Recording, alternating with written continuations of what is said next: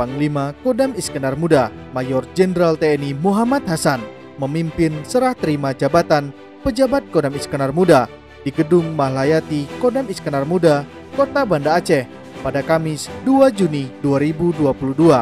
Beberapa pejabat Kodam Iskandar Muda yang melaksanakan serah terima jabatan adalah Kepala Kesehatan Kodam Iskandar Muda,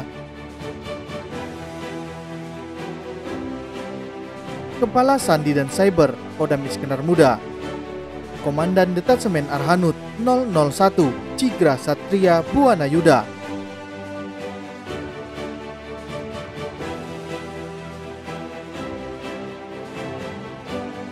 kepada para pejabat lama, Pangdam Iskandar Muda menyampaikan ucapan terima kasih dan penghargaan atas dedikasi dan pengabdiannya selama berdinas di Kodam Iskandar Muda. Dengan mengucapkan selamat bertugas dan disampaikan penghargaan yang sebesar-besarnya atas dedikasi, prestasi, dan melaksanakan tugasnya selama ini, serta tetaplah menjadi prajurit Sanggabana sejati.